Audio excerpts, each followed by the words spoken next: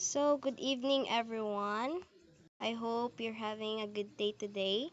So, we are your reporters for this night. Topic Socio-emotional development of infants and toddlers. We are your reporters. I am Kathleen Ann Mahilom, together with Miss Libod Libod. But before we proceed to our topic, I have here a video presentation. Hello class. This week we will be focusing on infant, toddler, emotional and social development. All humans experience basic emotions: happiness, interest, surprise, fear, anger, sadness, and disgust. Emotions play powerful roles in organizing social relationships, exploration of the environment, and discovery of the self. Cognitive and motor development, caregiver-infant communication, and cultural factors all affect the development and expression of emotions. Infants' emotional expressions are closely tied to their ability to interpret the emotional cues of others. As toddlers become aware of the self as a separate, unique individual, self-conscious emotions, guilt, shame, embarrassment, envy, and pride appear. Toddlers also begin to use emotional self-regulation strategies to manage their emotions. Rapid development of the cerebral cortex, sensitive caregiving, and growth in representation and language contribute to the developmental of effortful control, which is necessary for self-regulation. Infants vary widely in temperament, including both reactivity and self-regulation. Research findings have inspired a growing body of research on temperament, examining its stability, biological roots, and interaction with child-rearing experiences.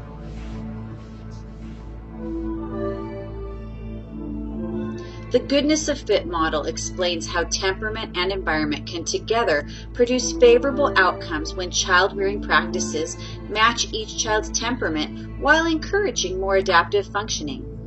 Attachment refers to the strong, affectionate tie we have with special people in our lives that lead us to feel pleasure when we interact with them and to be comforted by their nearness in times of stress. By the second half of the first year, infants have become attached to familiar people who have responded to their needs. By the end of the second year, children develop an enduring, affectionate tie to the caregiver that serves as an internal working model, a guide for future close relationships. Attachment security is influenced by opportunity for attachment, quality of caregiving, infant characteristics, and family circumstances. Babies form attachments to a variety of familiar people, in addition to mothers, fathers, siblings, grandparents, and professional caregivers. Mounting evidence indicates that continuity of caregiving is the crucial factor that determines whether attachment security in early life is linked to later development. Children can recover from an insecure attachment history if caregiving improves.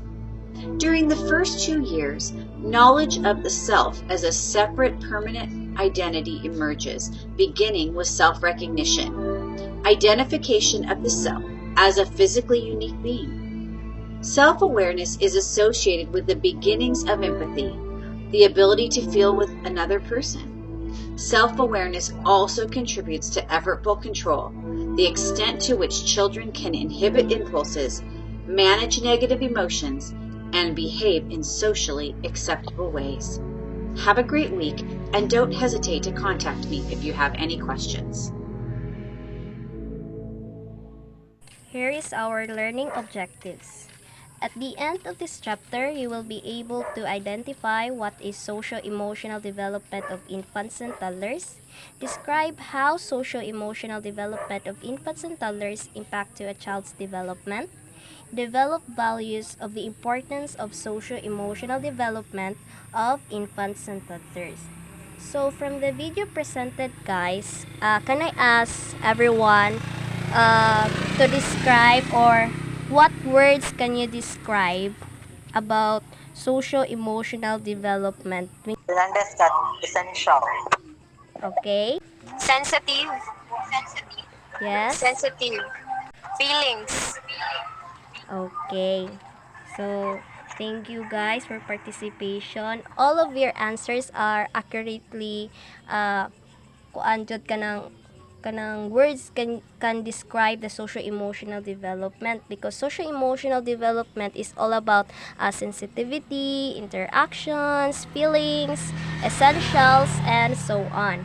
But before that, let's identify first what is socio-emotional development. So, socio-emotional development refers to the developing capacity of the child from birth through 5 years of age to form close and secure adult and peer relationships.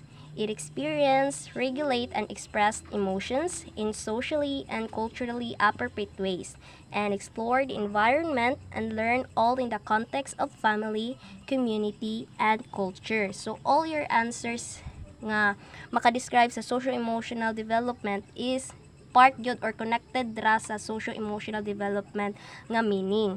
So, social and emotional development means how children start to understand who they are, their kanang identification of themselves, what are they are feeling or unsa ilang ma-feel, and what to expect when interacting. In social and emotional development also, it forms and sustain relationships, experience, manage, and express emotion, because socio-emotional development, emotional development is part of our topic man, and explore and engage with the environment. So interaction and expressed emotion yun on socio-emotional development is more on interaction, how they behave in the environment, how to handle their feelings, their emotion, and etc.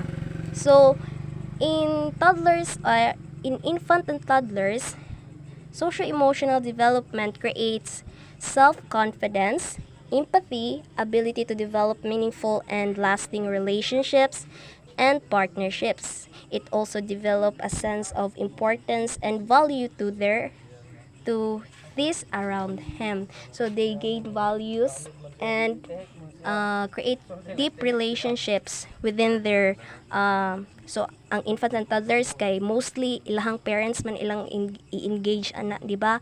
So mostly they create deep relationship with their parents, also regulate their feelings through proper guidance ra pod sa ilang parents. So that is what socio-emotional development. Next is the formative years. It is the first 3 years of a child wherein considered as of important in human development. Why? Because in formative years, it is the years of the child to learn quickly from at any other time of in life. So in formative years, it is there kanang dali kayo makaton ang mga bata through observation or hands-on learning pod, because formative years considered as the stages of childhood between 0 to 8. So, ang brain and experiences sa bata is very fresh, very fragile. So, nag-need sila more kanang experiences to learn. That is why, mostly, di ba, as you observe, mga bata, dali kayo maka-catch up of what they observe lang sa environment, dali kayo ma-apply silang kagalingon, because informative years, it is very fresh. It is kuanang kanang mura gani siya kabantay mo ng blocks nga walay sulod niya. Once mapun-an na nimo, mupuno gyud na. So in positive relationship between parents that sa if you have kanang positive relationship with your child pohon, kay kita ma-parent man gyud ta pohon, the product ana is you build strong or grow your child to be a good person. If child magdako siya nga negative ihang environment, negative ang pagtrato niya, so kabalo na gyud ta unsay effect ana sa bata. Kabantay mo anang bisan kita maka-experience tag negative nga mga experiences, so ang atoa magkanang it makes us more traumatized. Na uban nga traumatized, na uban nga wala nay trust issues, mood swings, and so on. Mga negative effects gani sa atong kagalingon, as well as the child. Diba ang child if ma-possess na niyang ability, magpadayon na gyud na in the future, hangtod na gyud dako na siya. So kita future educator ta, future parent sad, ma-parent man gyud ta pohon, we need to have proper relationship, appropriate ways to guide our children properly. We need to possess that ability nga kanang nagali tay proper guidance and create strong relationship with our children pohon, kay that is the only thing we can give them that they can apply in the future. Murag mo na ganina ang biggest kuan na to, bisag kita makabuhat lang tag kanang nindot sa uban nga tawo, it is our pleasure kanang murag nindot kay sa feeling nga kanang nakapausab kog tawo and so on, di ba? Nindot pud baya sa tong feeling nga mismo atong anak kanang makita nato nga nagdako jud siya nga nindot nga pagka kanang develop nato, and that is what formative years mas seryoso jud nato care, and naadyo tay kanang ganing relationship within our children pohon as our students. Good relationship gyud, that is the key gyud to have a healthy and well developed socio-emotional development in formative years. So, let's proceed in the elements on the socio-emotional development of a children. The elements of the socio-emotional development consist of 3 elements, which is the attachment, temperament, the emergence of the moral self. So, first, let's discuss the attachment. Attachment is a term used to describe the emotional relationship that develops between an infant and the primary caregiver during the infant's first year of life. It is a relationship that develops over time and is the result of many interactions and caregiving experiences, particularly those in response to the infant's needs and needs for attention, comfort, and protection. So, ang attachment DI is a deep and enduring emotional bond between two people in which each seeks closeness and feels more secure when in the presence of the attachment figure. So, attachment is a form of deep relationship, closeness between two people. Attachment, the main example of attachment is mother gives birth of a child.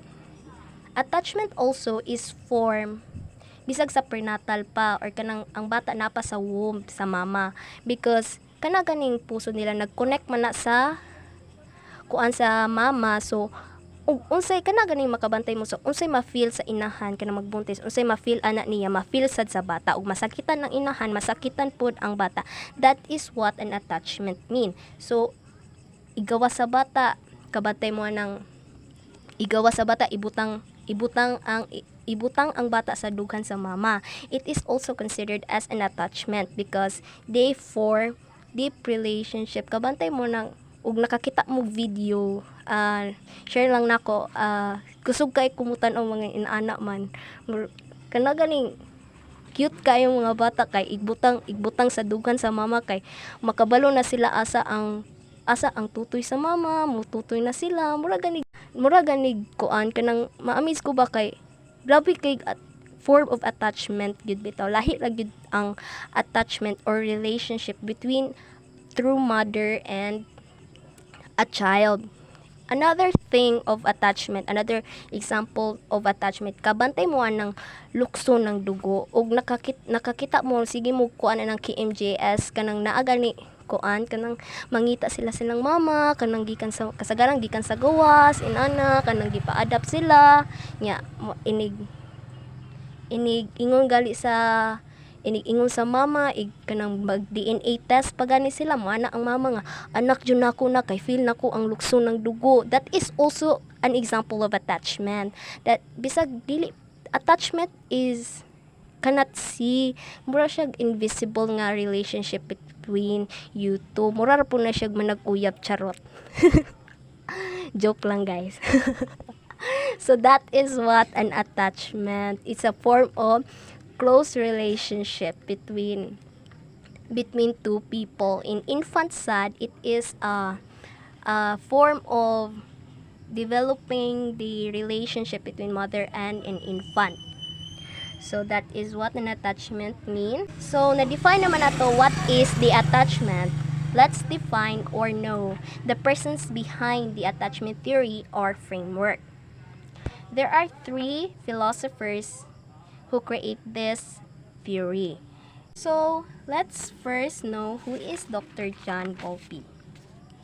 Dr. John Bowlby, in full, Edward John Mostyn Bowlby is a British developmental psychologist and psychiatrist, best known as the originator of attachment theory. So, he is the father of the attachment theory. According to Dr. John Bowlby, the father of attachment theory, the beginnings of attachment occur within the first 6 months of a baby's life, with a variety of built-in signals that baby uses to keep her caregiver engaged. The key to a good start in the social development of the baby is a lot of responsive interaction with the baby. So according to John Bowlby, ang key good for us for a development of kanang socio-emotional sa bata is through responsive interaction with the baby. Whenever kanang example, whenever a baby cry, ang mama kay kanang naa jud to the rescue for that baby aron ma-gain lang jud sa baby iyahang gusto, iyang needs, kay dili pa man gyud na sila kanang kalitok, di pa dili pa kaingon ma gutom ko ma and so on, ma sakit sakit akong tiyan, ana kay bata pa man na sila. So nagdevelop pag yun ilang physical, ilahang kanang ilahang brain, so nagdevelop pa na tanan through experiences. So in order to form the gap of that socio-emotional development for him, responsive interaction with the baby is need for parents and caregivers. So that is what an attachment theory to Dr. John Bowlby. Next is Mary Ainsworth. Mary Densmore Ainsworth was an American-Canadian developmental psychologist known for her work in the development of the attachment theory. She designed a strange situation procedure to observe early emotional attachment between a child and its primary. So Mary Ainsworth, siya ang murag ni revise or ni dugang sa ay gihimong better ang attachment theory ni Dr. John Bowlby. Ainsworth maternal sensitivity hypothesis argued that a child's development on the behavior their mother shows. So, according to her, ang development kuno sa bata is through ganing unsay gi hatag nga kanang response sa mama mausad na maging sa bata. Sensitive mother are responsive to the child's needs and respond to their moods and feeling correctly. So murag connect ra gyapon sa connect ra gyapon sa Dr. John Bowlby kay responsive care and interaction man sa baby ang iyaha. So ang iyaha sad through magdepende ang mood, magdepende ang socio-emotional development or attachment sa bata through the mother's actions. If ikaw mama ka, imong interaction sa bata is kana ganing bad, negative siya, so kabaw na mo unsay murag kanang outcome ana. It's either ang bata inigdako kay kanang dili kayo well mannered, walay batasan, disrespectful, dili ka kuan og kanang ang uban pod traumatized, ang uban kanang walay trust, negative nga kuan gani, negative nga outcomes niya. Ug ikaw opposite, ug ikaw mother ka, you properly response to a child kanang with sensitivity, with love and care, kanang positive gyud. So ang ang outcome na is positive sad to a baby. So that is Mary Ainsworth, her contribution with the attachment theory. Next is Erik Erikson trust versus mistrust. So kita tanan familiarize naman gyud sa ni Eric Erikson, right? Kay siya man to ang kanang kato ganing 8 stages Yes, of Kat. psychoanalyst, no? Sa Ay psychosocial development. psychoanalytic. Oh. So Eric Erikson, sugod pag yan kani si Eric Erikson, naka-familiar na jud ko ani niya, sugod pag yun pag grade 11 because of his theory psychosocial development katong 8 stages of psychosocial development. So relevant jud kaayo yung theory niya, naka-contribute pud siya, naka-inspire pa siya both ni naka-inspire po siya both ni Mary Ainsworth o Dr. John Bowlby about sa attachment theory. So, dili tanan nga stages na apply sa attachment theory because in attachment nagfocus naman siya sa infant and toddlers. So, kutob ra gyud siya sa trust versus mistrust. So, Eric Homburger Erikson is a Danish-German-American developmental psychologist and psychoanalyst, known for his theory psychosocial development. In all but the most extreme cases, infants become attached to a caregiver.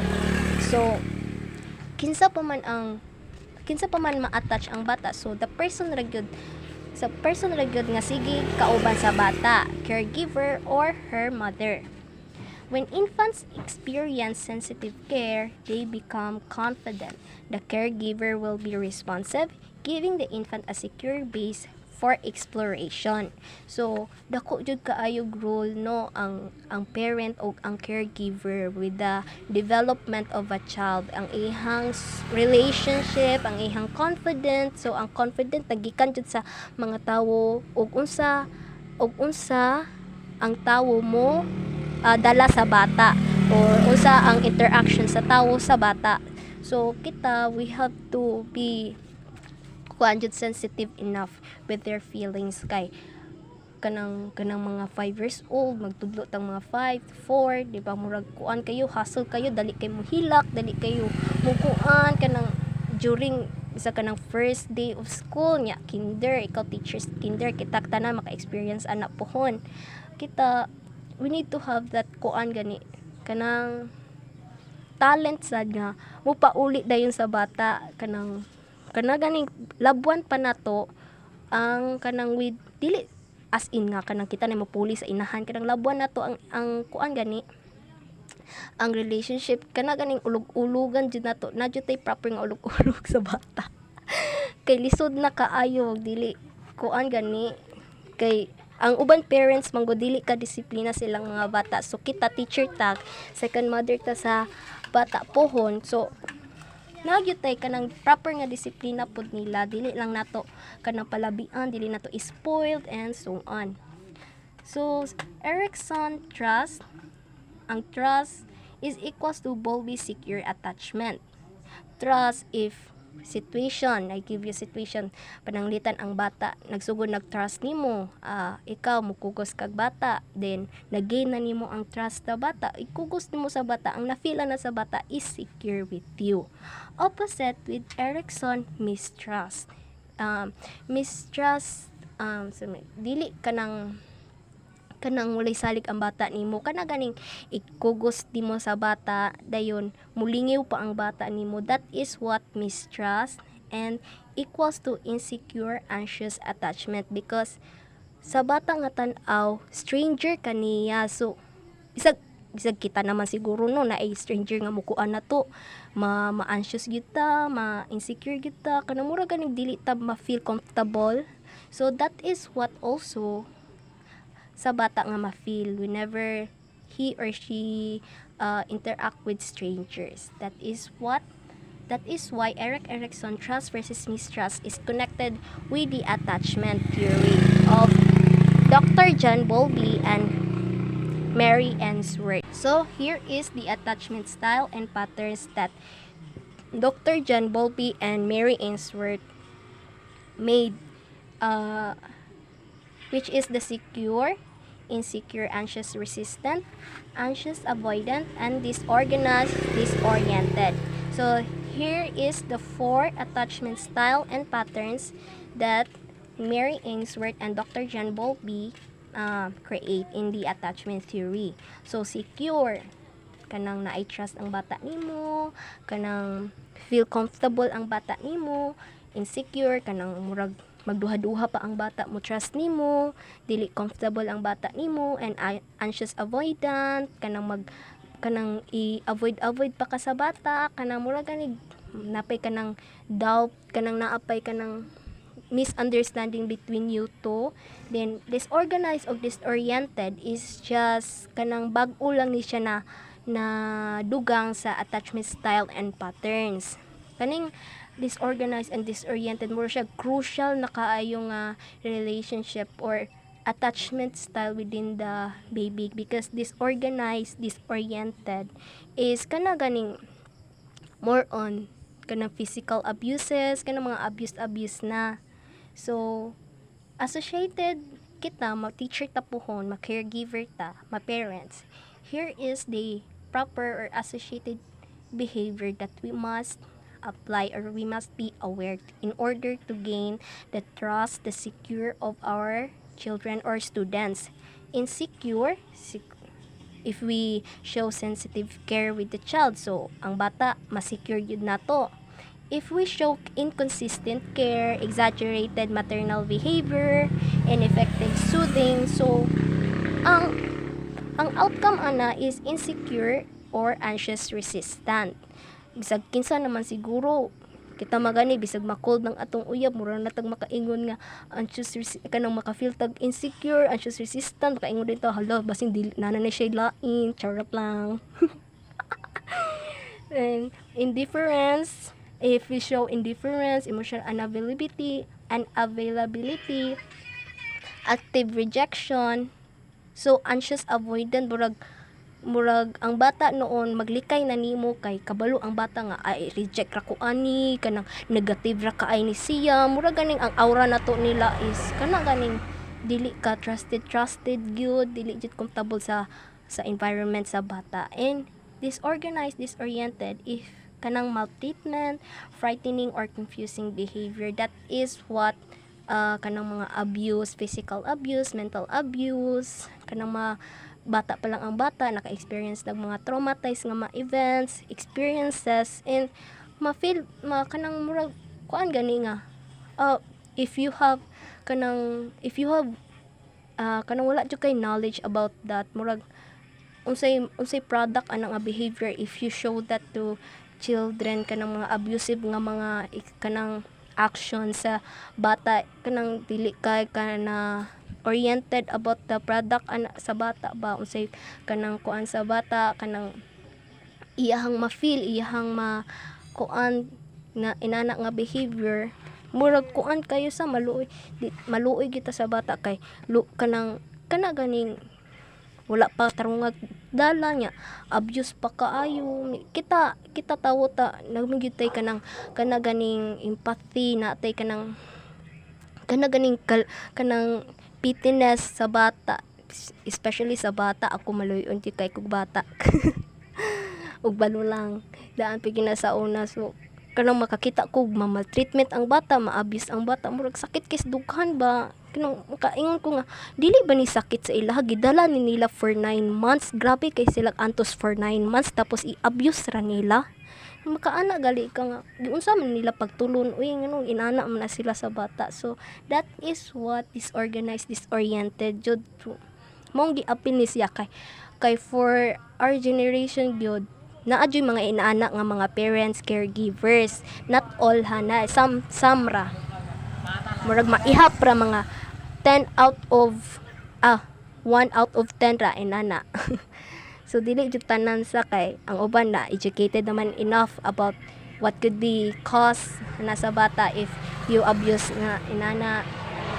So that is what the attachment style and patterns and associated caregiver behavior in quality care and security attachment. So emotional well-being is not so much feeding but the consistent of involvement of caregivers. So ang emotional well-being for a child, especially infant and toddler, is not all about feeding.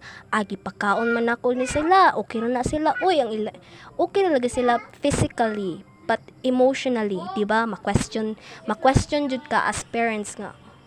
Agi importante gipakaon nako sila.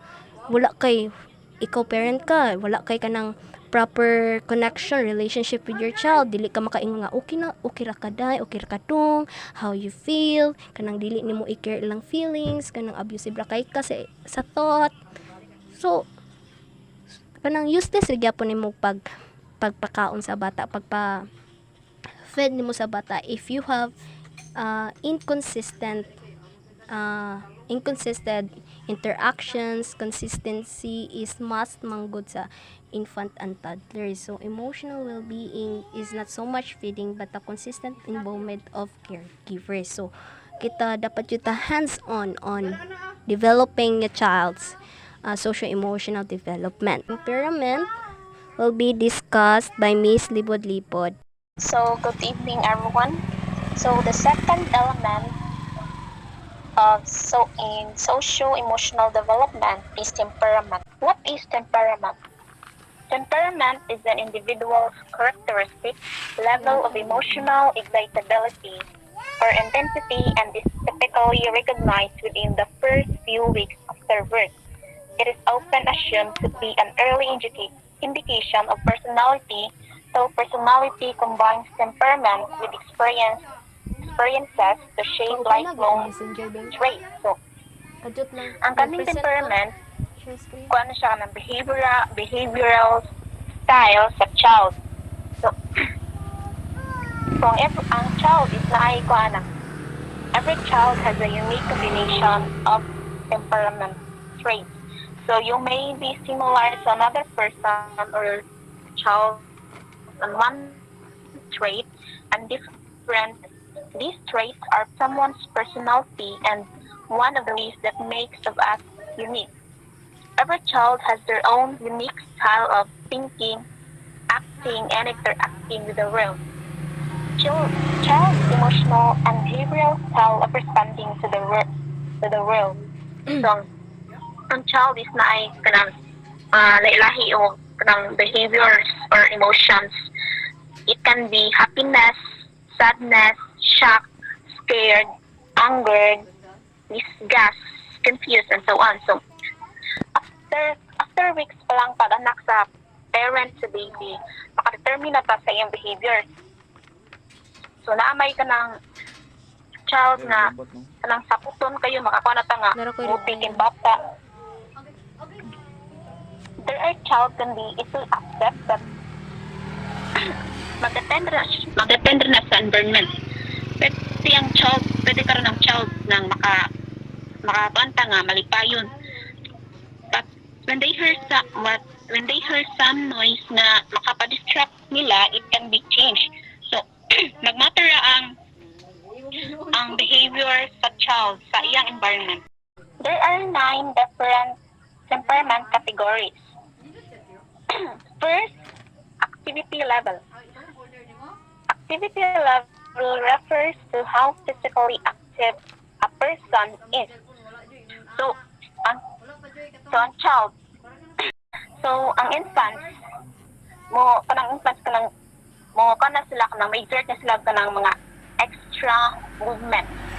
So, dili mabilang ilang kanang mga physical movements or moving. So, infants and toddlers make a lot of kicking and moving. Sa crib, they squirm and move around so that they are never found in the same place where their parents put them. When they begin crawling also, they are all over the place.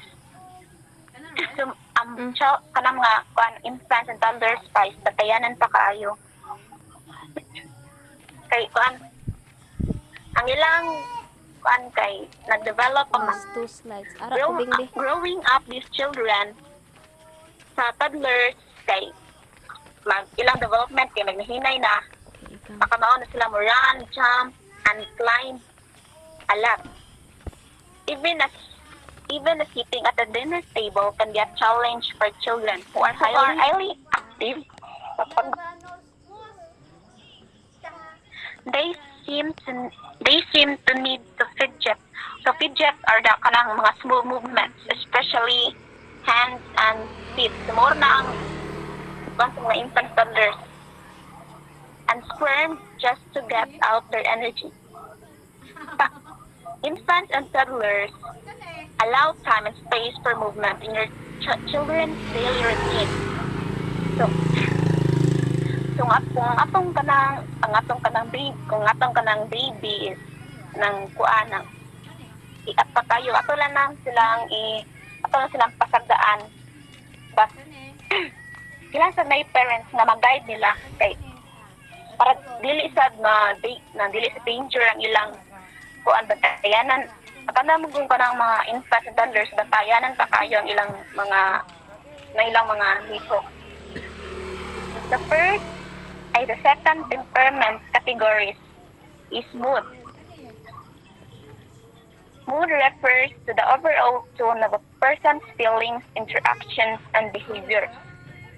Kids can express their feelings through facial expressions, through their body, their behavior, and play. Sometimes they may act out their feelings in physical, inappropriate, or pragmatic ways. So na children nga negative ang mood, na po children nga positive ang mood, more and positive mood. So, sa children in negative mood, they may be grumble more about things. So, kaning mga infants and toddlers kay ang ubang kuan kay ng mga sa tunon pa kay lang mga mood. So, dapat i-provide nato ang ilang mga life.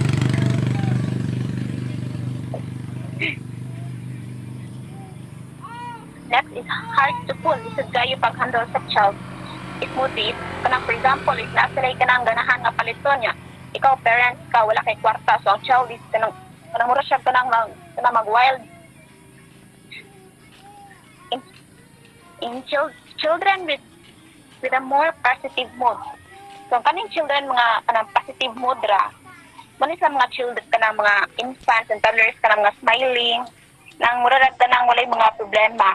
They get along more easily with people and often show more enthusiasm. So generally cheerful and happy and comfortable to environments are also known as optimistic.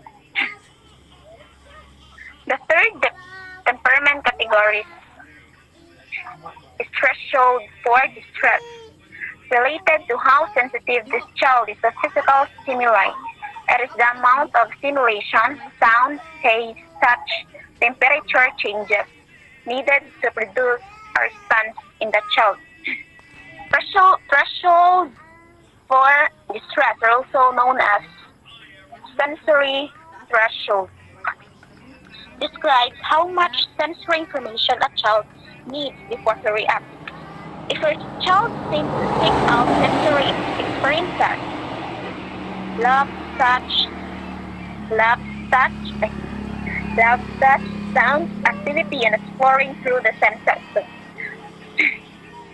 So, each child kay paano nang namay ka ng may mga senses: hearing, sight, touch, smell, and taste. Offers toys activities with the bright colors and different textures. Provide sensory play like sand or water. Sa mga mostly sa kanang mga infants pa or mga toddlers kay interesting na sila sa kanang touch. For example, kanang imong palm is nang pagunita nimo sa kanang infant, so makuha na sila kanang ang ilang attention is ma-divert nila. Kay ilang kwan kay sensitive man kayo. If your child seems to be sensitive,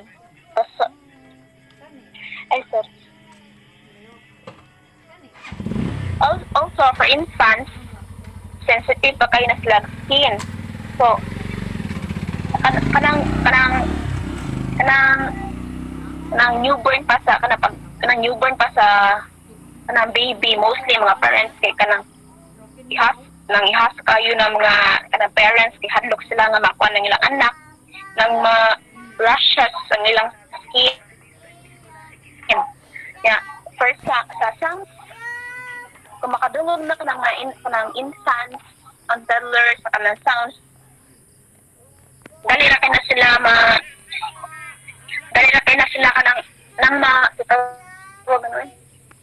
ma-divert ang ilang attention.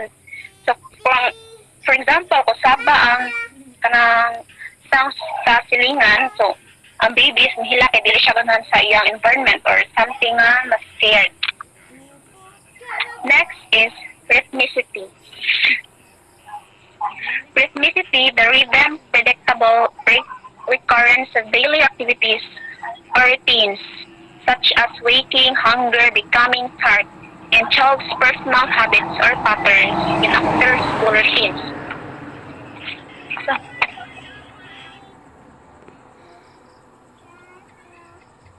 rhythm. So, rhythm is a repetition of movements, actions, and activities. So, kung nang magkatakanta na ka ng twinkle, twinkle, little star, nya, with actions dyan sa imong kamot, ang mga toddlers or infants, kanang magsigil sila tanan magtanaw bang ilang sense of sight is ma-divert nila nimo. Nya afterwards, more response ang child. So, sa kanang mga more movements, maghinay na sila kanang murag something nga magsusuon ang kanang infant and toddlers pa magtungkuan na ilang kamo kanang lokon. So, rhythm is also kanang mga daily routines sa mga infant toddlers ng waking, hunger, or becoming tired. Ang rhythm is very important sa child development because ang child is kanalan pa ng guidance sa parents. More on kan pa sila kanang that needs pa sila og learning sa other people. Next is intensity of response. Individuals differ in how strongly they react to situations. That is also the amount of energy children commonly use to express emotions. Some children are born having very strong emotional reaction to things. Whatever they are feeling, these children use a lot of energy and excitement. So for example, kanang ng infants, imong kanang atilawon na kanang mga ng chocolate kay tamis na kayo na. So once nga imo kanang imong ipa-taste ng child ang child sad kay yang tagamtamo ng lami ang lasa. Once tasted is always wanted. So once makatilaw ang child sa lami sa chocolate, magsige na lang og pangita. So ang iyang reaction, ang iyang response is grabe kayo ma-appreciate sa child. First time pa niya nga nakatilaw nga chocolate. Sa toddlers, ang toddlers kay mo for kung imo nang tagaan ka ng kanaging toys nga or kanang ball nga highlights kanang ka-familiar man ang ball nga kanang nang tunok ba nya highlights kung imo na siya kanang ihapos sa sawg kay mo kuno to siya kanang mo lights so maka-appreciate ang toddlers malingaw na siya duwa.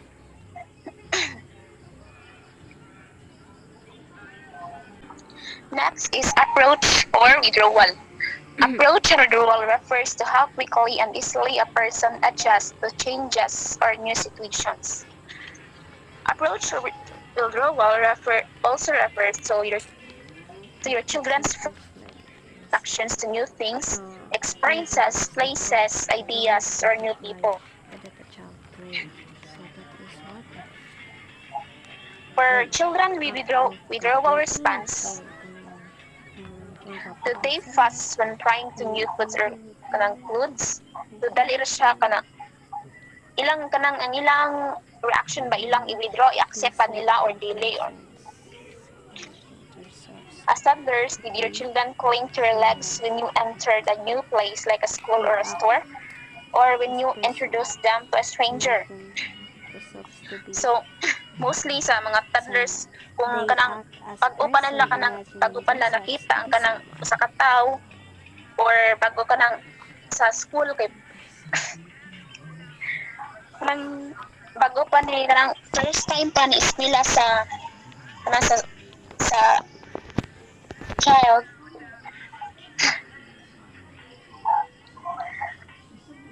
ay sa ito for for for kanang toddlers kanang when you introduce them to a stranger so mahadlok ang child kay bago pa man nila nakita sa ilang i-reject dili sila mo ila reject ang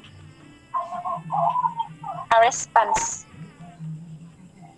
For children with initial response, these children tend to embrace new activities and enjoy meeting new people and trying new things like foods and clothes. So, ang kaming mga children with initial response, ano sila ang grabe nga pag-appreciate sa activities na mga positive in mood. There are three basic types of baby's temperaments. First is the easy child. The easy child is readily establishes regular routines, generally cheerful, and adapts readily to new experiences. These child are the fast learners because it can adjust easily to new situations. The second type is the slow to warm up child. Shows mild low-key reactions to new environmental changes, negative in mood, and again slowly to new experiences. This child can adapt, but it takes more time to do so. The third type is the difficult child. Irregular in daily routine, slow to accept new experiences, and tends to react negatively and intensely to new things.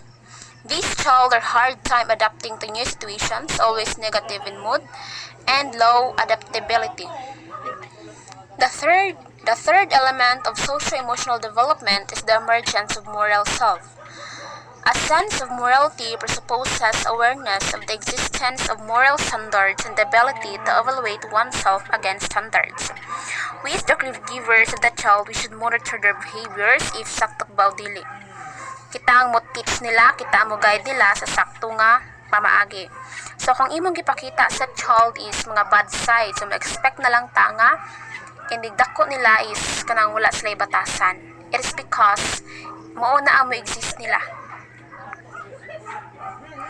According to Professor Deborah Stepek and her colleagues, about 50% of the 19 to 24 months or 1 year old and 7 months to 2 years old and 80% of the 25 to 29 months old or 2 years old to 2.5 years old, and almost all 30 to 40 months or 2 years old and 6 months to 3 years and 4 months old are capable of self-evaluation. So, in that age, makatimbang-timbang na ang child sa ilang self kung unsay sakto o dili. Reciprocity. Through social interaction involving mutual exchanges between partners. Reciprocity is the back and forth interaction that takes place in communication. We take a social approach in having conversations with others, and we share our interest in our conversations with others. When we say reciprocity, it mo na siyang pagbalos or pag-exchange of conversations sa other people. So, may involved na diri ang baby and parent.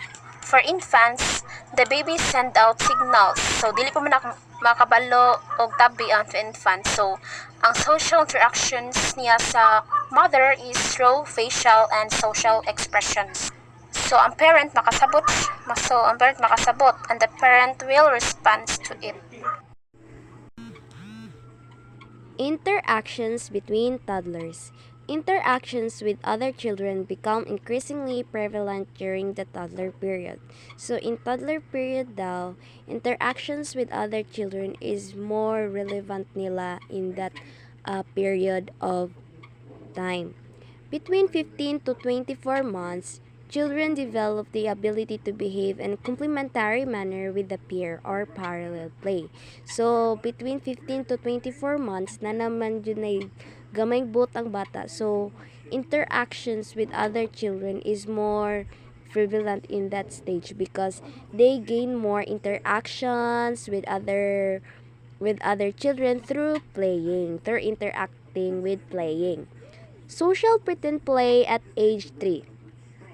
Object-centered play means they play with toys and other physical toys that they can touch or play with.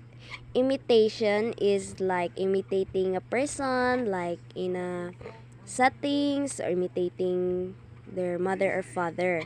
Social pretend play, acting out interrelated roles. In social pretend play is like a child may pretend that there are lawyers, they are teachers, and so on. They act interrelated roles with themselves or acting themselves in the other person. So the differences between object-centered play and social pretend play is that object-centered play is they play through toys and social pretend play is playing their rules or playing their making themselves be a person like doctors or teachers. Next is the parent-toddler relations. As child matures, parents needs to support child's exploration of the world, set appropriate limits for the child, and offer developmentally appropriate guidance. So, in support child's exploration of the world, the role of the parent is that they have the proper guidance in terms of exploring or toddlers' exploration within the world. They might set limits for their child and develop appropriate guidance also to create a successful development for a child's socio-emotional development. Parents must aware that a child is very fragile. They can gain some experiences that they can apply in their future or in adult life. So as parents, they need to be careful enough on disciplining and guiding their children in terms of exploration of the world. They might set what is right and wrong, teach them what is good or bad in that stage to kay mostly children are very developmentally when they are children, they can easily to be taught or teach. So that is all for our report today, titled Socio-emotional development. Thank you for listening and God bless.